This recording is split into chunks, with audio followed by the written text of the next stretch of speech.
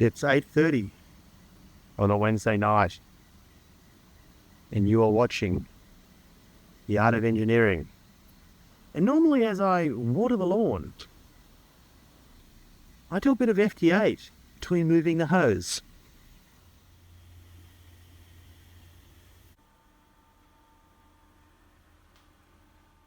Well, hi folks, and welcome to this episode of The Art of Engineering. This episode was going to be all about the resurrection of the QMX, the replacement of the CPU, which has just arrived. But as you will see as this video unfolds, we're not at a solution to our problem yet. And we might never get to a solution, which is something that happens in homebrewing quite often, especially with me. I'm a bit bull at a gate, and sometimes I manage to destroy what I'm trying to fix. So stick around, have a look at what's arrived in the post, watch the trials and the tribulations of me and my first attempt at changing an SMD component. And I will also show off some of the stuff that lives in this shack that I've purchased from QRP Labs. This is not an advertisement for QRP Labs, although it might seem to be that way.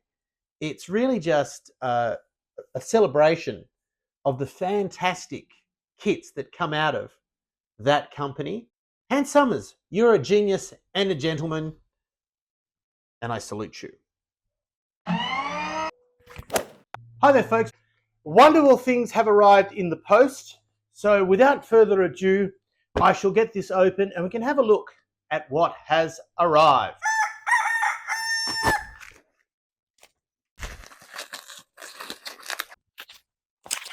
Well, I won't keep you in suspense for much longer. The boxes come from Turkey, come from QRP Labs. And this is something that's going to live around the shack, because we all know that I am a Hans Summers QRP Labs fanboy, and this is the shack cup from now on, or at least until we get another one from somewhere else. But QRP Labs, some merch. Now we also know that my QMX, the first build I did, the QMX Plus was okay, but my QMX was dead on arrival well, not dead on arrival, it arrived as a kit, but after I constructed it, it kind of worked. It kind of looked like it was going to start, and then it completely died. Well, we've managed to ascertain that at least one of the problems we have is this memory chip, and Hans has been nice enough to send me one. This is certainly not a replacement option for most people who do not want to work surface mount devices, and I am not brilliant at doing this, so there's a very good chance that this is going to fail. We would like to think that there's a small chance, a small sliver of hope that the QMX will fire up. And if things go as planned, that is where that chip is going to live. Now, as I look closer and closer, I realize just how fine a job this is going to be. And it fills me with a certain amount of horror. So what is in here? Let's find out. Well, folks, lots of goodies in here. A QCX Mini. And this is the 20 meter QCX Mini. So I have a 40 meter one. We will now have a 20 meter one. So that's the kit of parts, QCX Mini. That's all the bits and bobs that go into it. And I also got the automatic gain control board that goes in as well, which I installed in my 40 meter version. And this heatsink and this packet of parts is for the 10 watt linear. And that's for an upcoming project that we're going to be working on. So stay tuned for that project. But for the meantime, we will use this beautiful box here to store all these wonderful parts in preparation for the onslaught of homebrewing that will hopefully be happening. Now, holidays were fairly empty. So much noise while I'm speaking. Holidays were originally empty, but of course, they've now been filled with a lot of other activities that are going to happen. Fun stuff, quality time with the XYL. So I'll have more time than I normally have, but we'll still be very, very busy. But the plan is to try and get that brain installed in the QMX and see if we can make it come to life. Okay, the videos I've seen, there's two schools of thought on reinstalling this, and one would be to leave the tracks tinned up. That's tempting, but if it doesn't sit nicely, it could cause issues.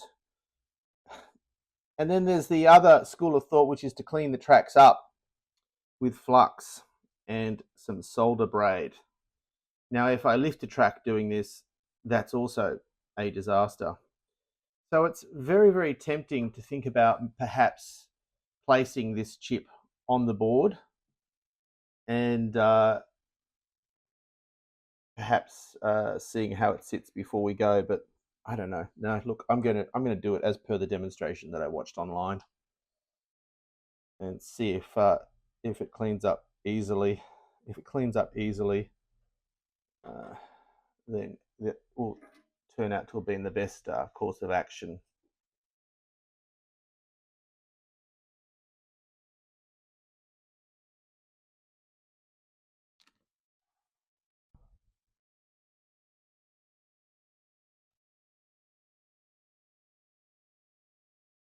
I'm not liking how that's going, so I'm going to try and put this on.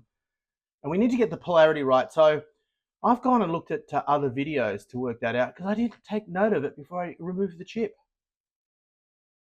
Well, as much as I'd like to say that the installation of this chip was really easy and it was a success, I'm going to say that didn't go that well. And I do definitely need better magnification to see what I'm doing. It's kind of like a bad headache. You start seeing pins where there might be some solder stuck, and then you start trying to drag the solder out. Before you know it, you feel like you're applying way too much heat in one location, and the more you frig around with it, the worse things become. So I'm going to leave that chip as it is, but it's appeared to be more of a problem than just the chip, and that's because after I ripped off this TCXO, which you can just see, I'll just try and point to it just there, this tiny little thing here that produces the clock frequency for this whole setup.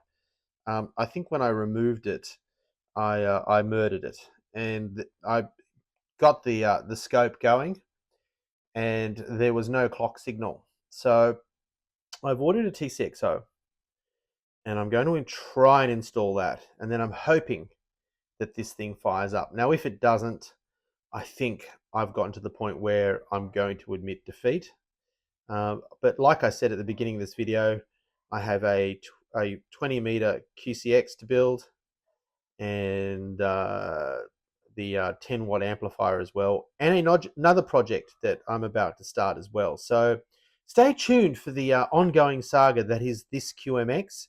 And like I said, I do have a QMX Plus, so all is not over for me when it comes to QRP Labs. As you well know, I am a fanboy and will remain a fanboy of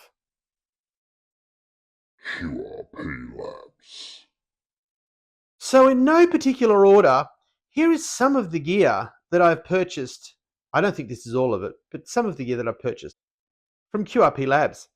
This is the VFO that forms part of my one tuber transmitter, and it is a VFO made by Hand Summers.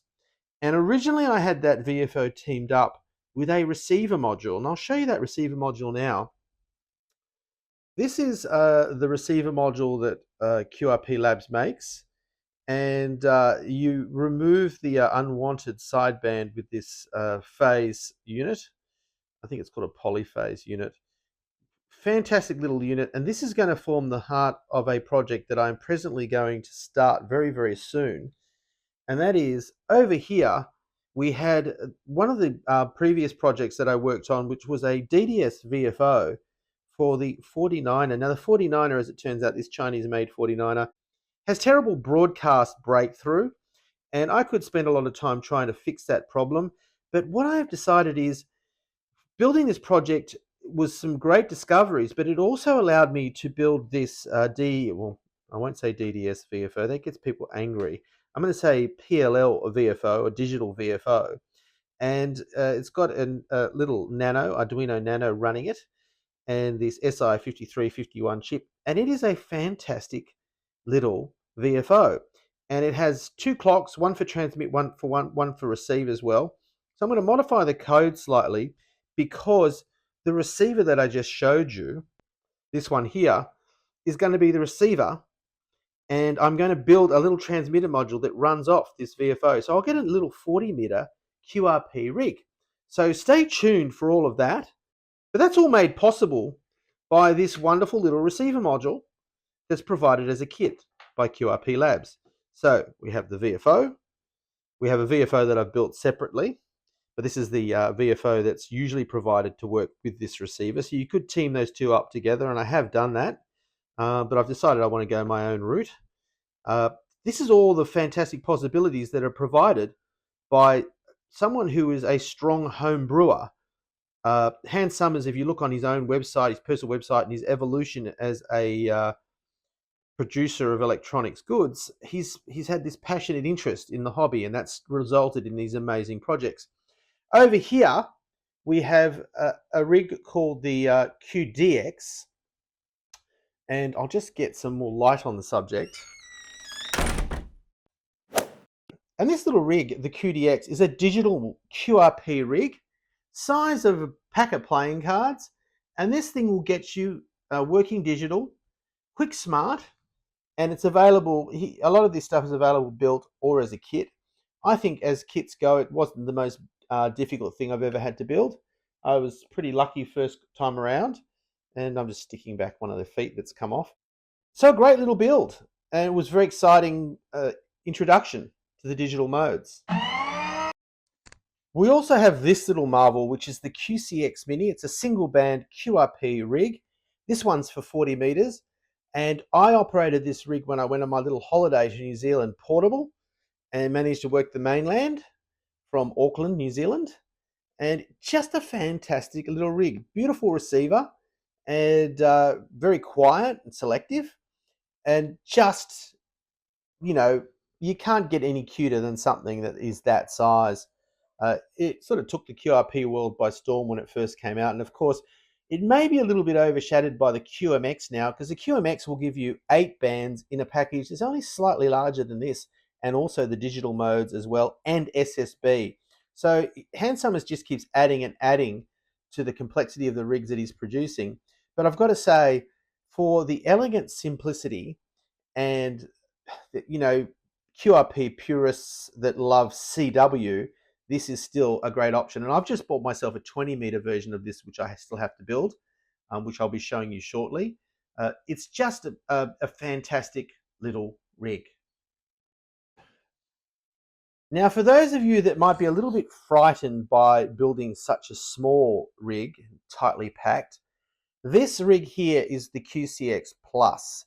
And so for every QCX Mini version, there is a type of radio called a QCX Plus, which allows a larger form factor, more through-hole components. All of Hans Summers' kits, if there's any SMD to be done, surface mount devices, they're already pre-populated on the boards. But this is definitely an easier build. And this is a 160 meter single band rig that I built. And I don't think I've actually done a QSO on this yet. So that's something that I really need to work on. But because of the size of the case, you can put a development board, which is also available through QRP Labs. You can put a speaker in it if you need to. You maybe put some batteries in it. There's a lot of things you can do. Auto ATU. So much space in this case to really play if you're a home brewer that loves to fiddle like I do. Now, these little units here, and there's 3 of them, are called the Prague Rock. And they are basically a programmable crystal. And you can set this up so that you can get, I think there's a good, God, I can't remember how many channels you can actually program into it, but a lot of channels. And it can be used as a crystal substitute, like a programmable crystal. And I imagine there's a lot of other uses for it. So this was a great little fun experiment for me. I haven't settled on something that I can use this for that's going to be very, very useful for me. But I guess if you had boat anchors and you could find a way of replacing a crystal, this could be an interesting thing to play with. Um, like you saw earlier, my one tuber, I've ended up going the digital VFO route, and that seems to have worked for me quite well. But a great little project. You can see that willingness from Hans Summers to experiment and have a play as well. It's not just about commercial concerns. And finally, at the moment, the high school I'm at, we are working on, well, actually, I'll sit down and I'll talk about that with you now. I think I've mentioned it in previous videos, but the students at the high school I work at the moment are working on a balloon transponder that Hans Summers also produces. And that balloon transponder works 20 meters, and he has his own tracking program for it and everything else. And we are presently putting that together. We're putting the solar panel together for it, and the plan is to stick it up at school and have it transmitting and see where we get to on WhisperNet, if anywhere. It's a very low power transmitter, but I imagine on 20 meters we still might get some hits, and we just want to make sure it's operating like it should before we put it into the sky. Now, like I said, I'm going to be looking for someone to launch this in America, hopefully, or maybe Canada, where the regulations might not be so strict about the launching of these things. In Australia, presently, it's a very grey area, and the people I have spoken to, although the regulations say that the payload's below a certain amount of grams, it doesn't sort of form part of the regulations. All the people launching them in Australia have stated that, in fact, the CASA wants people to seek permission and fill out risk assessments and notices to airmen and get permission and all that stuff. So really making things very, very complex for little old me here in Australia. So the plan is most likely to try and get an interested ham overseas once it's built to help us out and put some helium in the balloon and let it go. And I know it's way more complex than that, so I'm not being flippant about this. I know launching a Pico balloon is not a simple operation, and we would love to have been able to have a play with that side of the situation as well. But I think for the students to build it and test it and make sure that it's operational will be very exciting, and to get it launched in a way that is legal will also be a good thing to be doing. Modeling of the correct and legal behavior. Now, Hans Summers also produces some fantastic whisper transmitters, multi-band transmitters. And I've been eyeing one of those off for quite a while. And I think at some point in time, I am going to pull the trigger on it. Unfortunately, well, not unfortunately, I have a huge number of kits that are incomplete now and a huge number of projects that I need to move forward on. And as much as I love homebrewing, it's time consuming.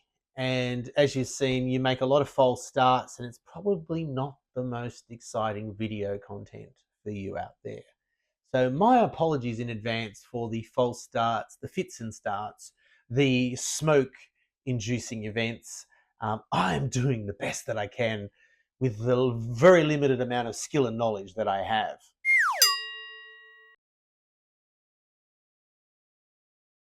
Thank you for sticking around right to the end of the video. And as we fast approach the school holidays, I am praying and hoping that I get plenty of time to do some home brewing. I was going to do some home brewing this weekend and this week. Unfortunately, when I hit this Monday, had some chest pain. We're going to hear the war stories of an old ham now. And yeah, we had to visit the ER department, and that is the bruise left from the catheter, because I was very, very broken, and I thought I was having a heart attack, or they thought I was having a heart attack. As it turns out, it's a musculoskeletal, apparently. Still not feeling real good, in a bit of discomfort. Probably done something to myself, overtraining or whatever. The dangers of exercise. Maybe I should just stay in here and eat cheesels and drink beer. I was unconscious on the floor in the ER, but like the fiery phoenix, I've risen from the ashes and I'm back in the shack. and I'm going to spend a little bit of time now, hopefully getting some gear happening and getting some homebrew projects on the boil. 7-3, and I'll see you in the next, hopefully more exciting episode of The Art of Engineering.